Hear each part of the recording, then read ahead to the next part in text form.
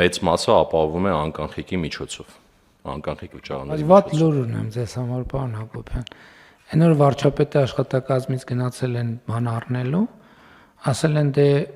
եթե կանխիկով կտակ փողը ուրիշ գին, հա, եթե քարտով կվճարեք ուրիշ գին։ Հիմա ես ավելի եմ հակվում, մեր գործընկերներից ռադիկալ հայացքներ ունեցողներ կան, միշտ որ այդ հայտարարությունը անում է, բան տենց բան անցնում, տենց լարում անցնում դալիճով, այս կանխիկի հարցը պիտի լուծենք։ Ժողովուրդ ինչն է սա, պետք կանխիկ փողը մի հատ կարակ բացատրեք։ Ինչ են անում մարդիկ կանխիկով։ Կա շարք են տալիս, ստվերային առևտուր են անում։ Ասենք ինչ պոզիտիվ բան կա, որ հնարավոր չի անել անկանխիկ փողով։ Բան ծննդին նվեր տալ հնարավոր է, հավելվածով տեղում քարտով փոխանցում ես։ Նվեր, այսինքն ինչ կա, որ մեր նորմալ բնականon կյանքում, որը սահմանված է Հայաստանի Հանրապետության օրենսդրությամբ, հանրային բարոյականության նորմերով եւ այլն եւ այլն։ Ինչ կա, որ հնարավոր չի անել անկանխիկով։ Մի հատ հələ գույքագրեք։ Անկանխիկով որ հնարավոր չի անել։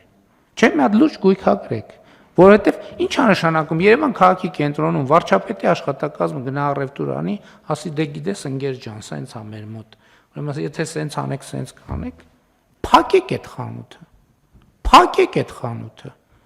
Ձևը գտեք, փակեք այդ խանութը։ Ստուգելու եմ, չգիտեմ, ասածս ինչքան է, փակեք այդ խանութը։ Այդ խանութում առևտուր պետքա չլինի։ Իմ վրա եմ վերցնում անձնական պատասխանատվությունը ու ամեն օր կողքով անցնելու եմ։ Միջև անձնական թույլտվությունս չլինի, այդ խանութը պետք է չբացվի։ Կզեկուցեք անձամբ։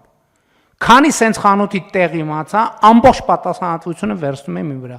Փակվելու է այդ խանութը, առևտուր չի լինելու։ Միջև անձնական թույլտվություն չտամ, առևտուր չի լինելու։